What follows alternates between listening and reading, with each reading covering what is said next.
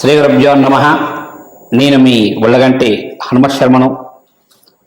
మరి ముందుగా ఇప్పుడు ప్రస్తుతం అందరికీ కూడా ఆలోచనలో ఉన్నది, చాలామంది ఆలోచనలో మెదులుతుంది ఏమిటంటే ఈ యొక్క షష్టగ్రహ కూటమి. ఈ షష్టగ్రహ కూటమి ఎప్పుడు ఏర్పడుతుంది, మరి వాటి వల్ల ఈ యొక్క మేషరాశి నుంచి మీనరాశి వారి వరకు వారి యొక్క ఫలితాలు, అంటే వాటి వల్ల వచ్చేటువంటి ఇబ్బందులు ఏమిటి, ఏ విధంగా ఉన్నాయో మనం తెలుసుకుందామండి. ఈ యొక్క షష్టగ్రహ కూటమి వచ్చేసేసి మనకి మార్చి 30వ తారీఖు 2025, అంటే మనకి ఉగాది రోజు నాడు, శ్రీ విశ్వావసు నామ సంవత్సరం రోజు నాడు మనకి ఈ యొక్క మీనరాశిలో షష్టగ్రహ కూటమి ఏర్పడుతుంది. ఈ షష్టగ్రహ కూటమిలో వచ్చేసేసి ముందుగా సూర్యుడు, చంద్రుడు, బుధుడు, శుక్రుడు, శని, రాహువు కూడా అందరూ కలిపి ఈ యొక్క మీనరాశిలో వారు వస్తున్నారు. ఆ సమయంలో మరి యావత్తు ప్రపంచంలో కూడా కొన్ని చిన్న చిన్న ఇబ్బందులతో కూడుకున్న వాతావరణంగా కూడా నిలిచిందని చెప్పాలి. ముఖ్యంగా సూర్యుడు వచ్చేసేసి రాజకీయాలు, బాగా గుర్తుంచుకోండి, రాజకీయ ఆధిపత్యానికి కొన్ని దేశాలు యుద్ధాలు ప్రకటించడం కానీ, అదేవిధంగా కొన్ని రాజకీయవేత్తలు కూడా వారి యొక్క ఎత్తుగడలు అనేవి తీసుకొని రాజకీయ హోదాను పొందడానికి అని చెప్పేసి వారు ఉంటారండి. అదేవిధంగా చంద్రుడు వచ్చేసి మనస్కారకుడు కాబట్టి కొంచెం మానసికంగా కూడా చాలా మందికి, అంటే కొన్ని విషయాల్లో చెప్పుకోలేని విషయాలలో కూడా చాలా మంది కూడా మానసికంగా కూడా చాలా ఇబ్బంది పడుతూ ఉంటారు. అదేవిధంగా బుధుడు కూడా బుద్ధిహీనుడు అవ్వడంతో కొంచెం ఈ యొక్క బుధుడికి మెయిన్కి సంబంధించి ఏమిటంటే ఏ ఆలోచన, అంటే ఏ యొక్క డిసిషన్ తీసుకోవాలన్నా కూడా 1కి 10 సార్లు ఆలోచించుకొని కొన్ని నిర్ణయాలు తీసుకోవడం వల్ల, అదేవిధంగా కొన్ని తప్పుడు నిర్ణయాలు తీసుకోవడం, వీటి వల్ల కొన్ని ఇబ్బందులు వచ్చే అవకాశాలు ఎక్కువగా ఉన్నాయి. అదేవిధంగా శుక్రుడు వచ్చేసి మరి భార్యాభర్తల మధ్య అన్యోన్యత తక్కువ అయిపోవడం, అదేవిధంగా సంఘంలో కొంతమంది ఉన్నటువంటి వారి యొక్క మరి ఉన్నటువంటి కొంతమంది కొన్ని ఇబ్బందులు ఎదుర్కోవడం అనేది కూడా జరుగుతుందండి. శనీశ్వరుడు బాగా గుర్తుంచుకోండి, కాలక్రమేణా ఈ యొక్క యుద్ధాలకు చాలా ముఖ్యకారకుడు. ఇప్పుడు దేశాల్లో కొన్ని యుద్ధాలు జరుగుతున్నాయి. అదేవిధంగా మరికొన్ని దేశాలతో ఇంకా యుద్ధాలు జరిగే అవకాశాలు అంటే ఎక్కువగా ఉన్నాయి. అంటే యుద్ధ వాతావరణం అనేది కూడా కొంచెం ఎక్కువగా కనిపిస్తుందండి. రాహు అదేవిధంగా ఆరోగ్య రీత్యా చాలా ఇబ్బందులు గురి చేసే అవకాశాలు ఎక్కువగా ఉన్నాయి. అంటే అంతకుముందు 2019వ సంవత్సరంలో మనకి ఈ యొక్క కరోనా వైరస్ అనేది ఏ విధంగా అయితే వచ్చిందో, ఇప్పుడు అదేవిధంగా ఈ యొక్క 2025వ సంవత్సరంలో మార్చి 30వ తారీఖు నాడు మనకి షష్టగ్రహ కూటమి ఏర్పడడం వల్ల ఇప్పుడు మనం వింటున్నాము ఈ యొక్క చైనా వల్ల మరొక వైరస్ అనేది వ్యాప్తి చెందుతుంది అని. దానివల్ల కూడా కొంచెం చిన్న చిన్న ఇబ్బందులు ఉండే అవకాశాలు ఎక్కువగా కనిపిస్తున్నాయి. కాబట్టి ఈ యొక్క షష్టగ్రహ కూటమి అనేది చాలా మందికి చాలా విధాలుగా కొంచెం నష్టాన్ని చేకూర్చే అవకాశాలు అనేవి కూడా చాలా ఎక్కువగా కనిపిస్తున్నాయండి.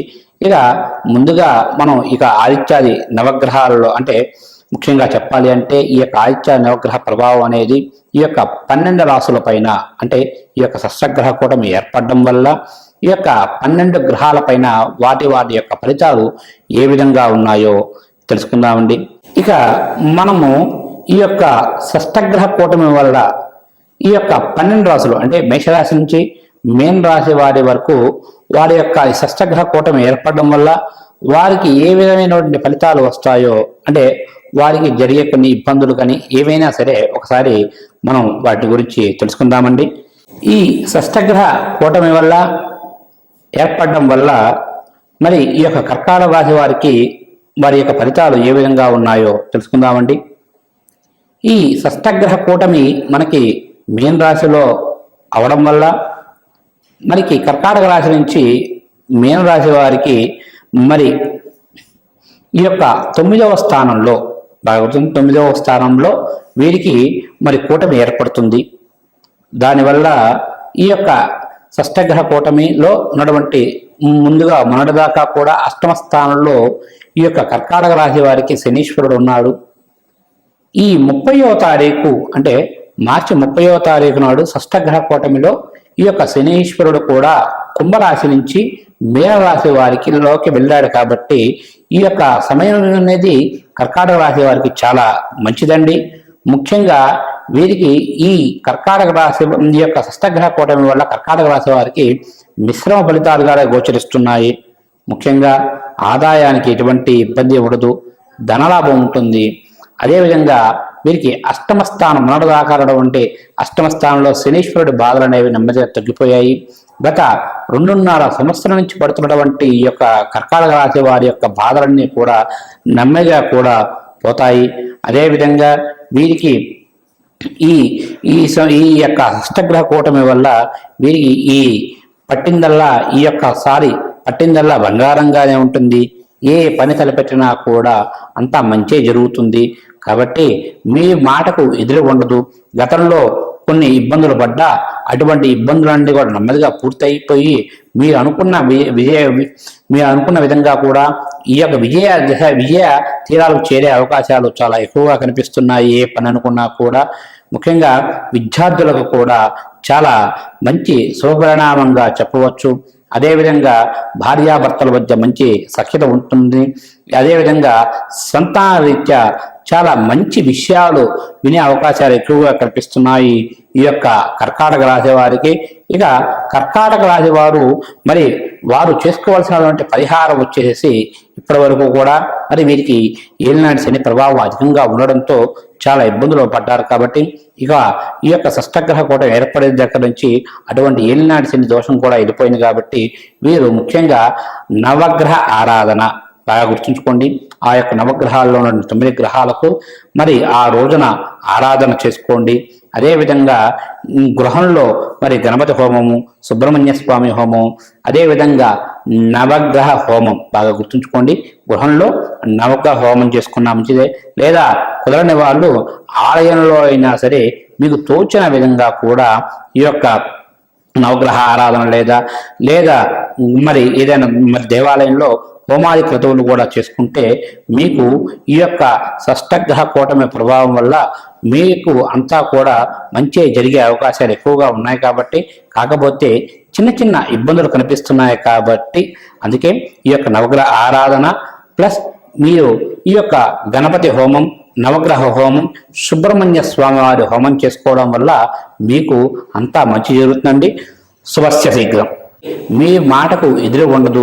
గతంలో కొన్ని ఇబ్బందులు పడ్డా అటువంటి ఇబ్బందులన్నీ కూడా నెమ్మదిగా పూర్తయిపోయి మీరు అనుకున్న విధంగా కూడా ఈ యొక్క విజయ తీరాలకు చేరే అవకాశాలు చాలా ఎక్కువగా కనిపిస్తున్నాయి. ఏ పని అనుకున్నా కూడా ముఖ్యంగా విద్యార్థులకు కూడా చాలా మంచి శుభపరిణామంగా చెప్పవచ్చు. అదేవిధంగా భార్యాభర్తల మధ్య మంచి సఖ్యత ఉంటుంది. అదేవిధంగా సంతాన రీత్యా చాలా మంచి విషయాలు వినే అవకాశాలు ఎక్కువగా కనిపిస్తున్నాయి ఈ యొక్క కర్కాటక రాశి వారికి. ఇక కర్కాటక రాశి వారు మరి వారు చేసుకోవాల్సినటువంటి పరిహారం వచ్చేసి ఇప్పటి వరకు కూడా మరి వీరికి ఏలినాటి శని ప్రభావం అధికంగా ఉండడంతో చాలా ఇబ్బందులు పడ్డారు. కాబట్టి ఇక ఈ యొక్క షష్టగ్రహ కూటమి ఏర్పడే దగ్గర నుంచి అటువంటి ఏలినాటి శని దోషం కూడా వెళ్ళిపోయింది. కాబట్టి వీరు ముఖ్యంగా నవగ్రహ ఆరాధన బాగా గుర్తుంచుకోండి. ఆ యొక్క నవగ్రహాల్లో ఉన్న 9 గ్రహాలకు మరి ఆ రోజున ఆరాధన చేసుకోండి. అదేవిధంగా గృహంలో మరి గణపతి హోమము, సుబ్రహ్మణ్య స్వామి హోమం, అదేవిధంగా నవగ్రహ హోమం బాగా గుర్తుంచుకోండి. గృహంలో నవగ్రహ హోమం చేసుకున్నా మంచిదే. లేదా కుదరని వాళ్ళు ఆలయంలో అయినా సరే మీకు తోచిన విధంగా కూడా ఈ యొక్క నవగ్రహ ఆరాధన లేదా మరి ఏదైనా మరి దేవాలయంలో హోమాది క్రతువులు కూడా చేసుకుంటే మీకు ఈ యొక్క షష్టగ్రహ కూటమి ప్రభావం వల్ల మీకు అంతా కూడా మంచి జరిగే అవకాశాలు ఎక్కువగా ఉన్నాయి. కాబట్టి కాకపోతే చిన్న ఇబ్బందులు కనిపిస్తున్నాయి. కాబట్టి అందుకే ఈ యొక్క నవగ్రహ ఆరాధన ప్లస్ మీరు ఈ యొక్క గణపతి హోమం, నవగ్రహ హోమం, సుబ్రహ్మణ్య స్వామి వారి హోమం చేసుకోవడం వల్ల మీకు అంతా మంచి జరుగుతుందండి. శుభస్య శీఘ్రం.